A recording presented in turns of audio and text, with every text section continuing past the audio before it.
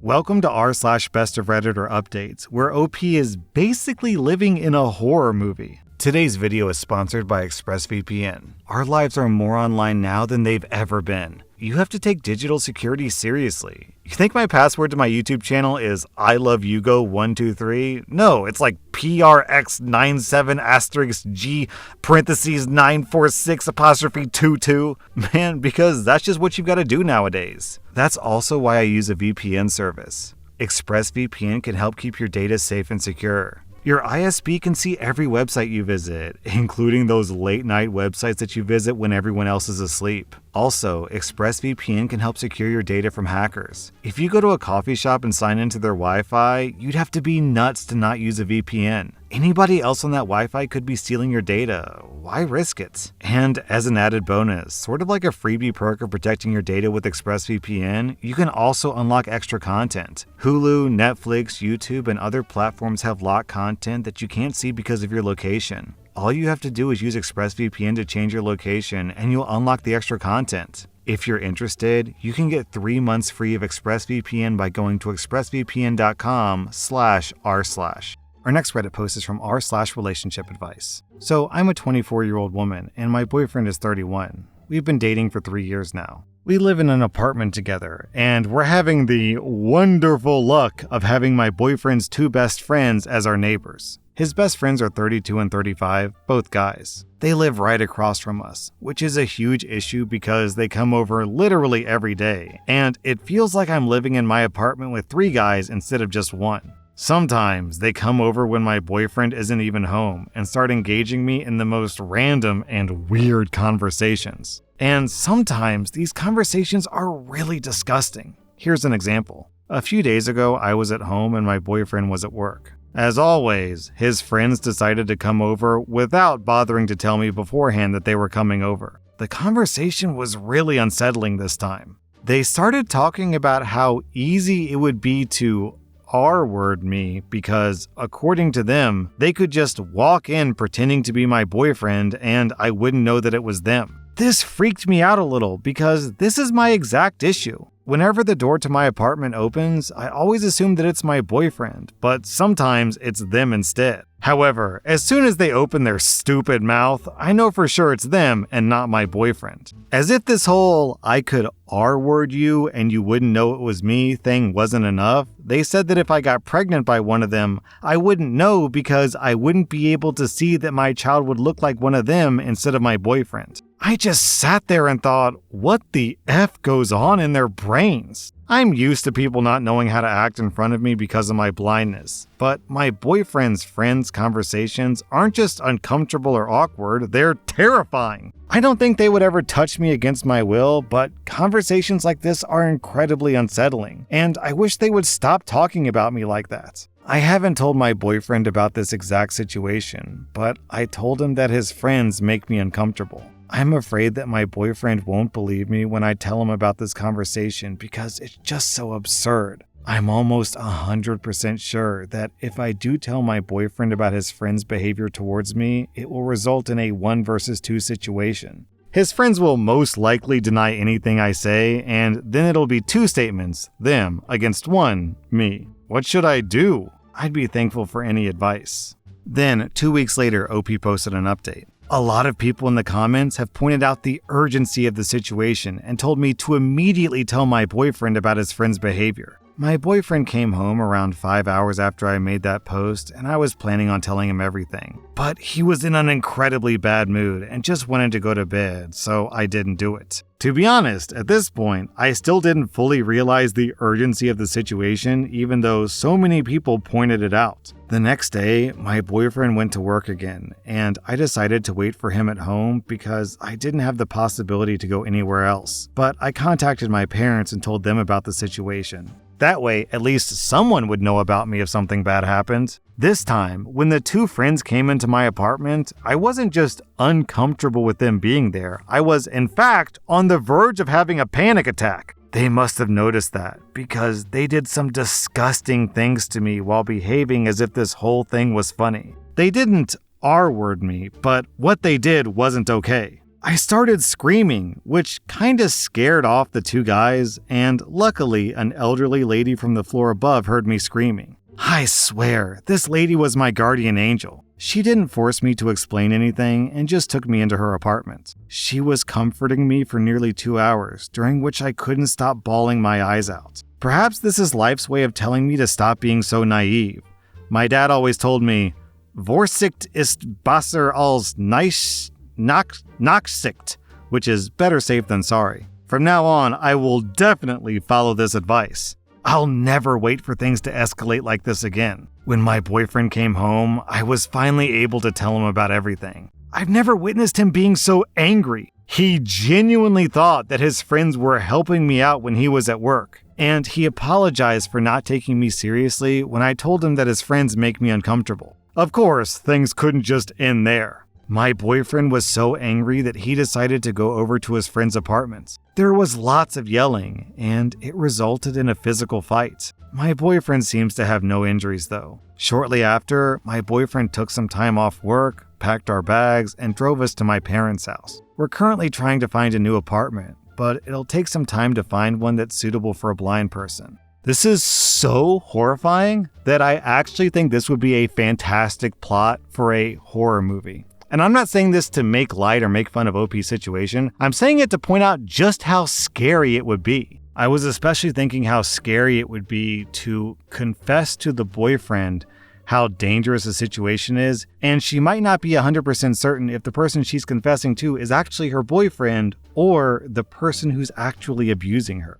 Our next Reddit post is from rSlash relationship advice. I've been with my boyfriend for about a year. We're both honor students who are graduating in about a month. He's a good guy, and we're going to try to make it work even though we're going to different out-of-state schools. However, he has a group of friends, and when he's with them, he does very stupid things. He was out with them last night, and he called me and told me he was at Purple Heart Park if I wanted to come see them. I live about a block away, so I told my parents and they were fine with me going. When I got there, they were like rolling on the ground, they were laughing so hard. When I asked them what was so funny, they wouldn't say. Then, one pointed to an older couple who was walking around with a flashlight calling the obvious name of a pet. I couldn't figure out what was so funny about that, but as the couple came closer to us, they said we needed to leave. When we got to my boyfriend's car, they absolutely lost it with laughter. I asked them what happened, and maybe 30 minutes prior, one of them had spotted a missing cat poster and called the number and lied, and told the owner that they had spotted the cat in Purple Heart Park. I instantly knew the poster since one was on our mailbox and they had been there for maybe 6 weeks. This is in Tucson, so we know that when a cat has gone that long, a coyote had gotten it. I wanted to throw up. This was so cruel to do that to those poor people and give them hope like that. I demanded to be taken home that second, and he did. I didn't say a word to any of them, and I hate that I even know this happened. I'm gonna break up with him, but what can I or should I do to make this up to the poor people who's missing the cat? I am devastated with guilt that I know something about it, but I don't know what I should do. I can't ask my parents because I'm afraid my dad will actually beat the crap out of them and risk losing his job because he's such an animal lover. Then, 4 days later, OP posted an update. So, basically, breaking up with my boyfriend was an easy decision, and I did it over text. He said that after a year, he deserved better than a text breakup. I said, after what I saw him do on Saturday night, he really didn't. He tried to say the prank wasn't his idea, and I really needed to cut him some slack. I said maybe it wasn't his idea, but I saw him laughing just as hard as his friends, and that was enough for me. He's been a total turd at school, but it's turning on him bad when I explain to people why we broke up and who he was with. The harder question is what I should do about the cat owners. I had 2 choices as I saw it. Either not call and let them have false hope the cat was still alive, or call and let them know they'd been pranked. Basically, after thinking about it all day, I decided that if it were my dogs in question, I would want all the info I could get. I was so nervous calling them, but the lady answered, and I think I said that I had some information about their lost cat. She basically stopped me and said that it was a miracle, but their cat had been turned into Pima Country Animal Control 2 days prior, and they had finally gotten a return on the chip, and they had called them that very morning, and they had just gotten the cat home. I was so relieved because I didn't have to tell them some awful news about how my boyfriend was a piece of garbage. I was also happy for her because she seemed so happy. I told her I was very happy her cat was home and said goodbye. So that's like really good news, and I'm happy to be rid of my idiot boyfriend. I am pleasantly delighted that the cat turned up safe and sound. I was not expecting a happy ending considering how miserably this story started. Our next Reddit post comes from rSlash relationship advice. The situation isn't very complicated. I've been in a 6-month-long relationship with a woman, but in public, she does things that the average 10-year-old knows not to do. In the past month, she has 1. On multiple occasions, crowded in front of the door of an elevator and rushed in without letting people off. 2. On multiple occasions, taken out her phone while driving to respond to a text, slowing down to 15 miles per hour under the speed limit while doing so. 3. Walked into a restaurant and, instead of waiting to be seated, just navigated her way to where she wanted to sit. 4. Squeezed in, as in pushing her body up into them as she did so, behind a person who was standing up to get off a crowded train so she could sit down before anyone else could grab the seat. 5. Completely ruined a load of my white clothes by stopping the washing machine and throwing a brand new purple shirt of hers in with them. When confronted, she said, "I was in a hurry to wash it." When I try to bring her behavior up, she says I don't respect her or that I'm being judgmental. She gets incredibly upset and defensive, often telling me reasons why she did the above things.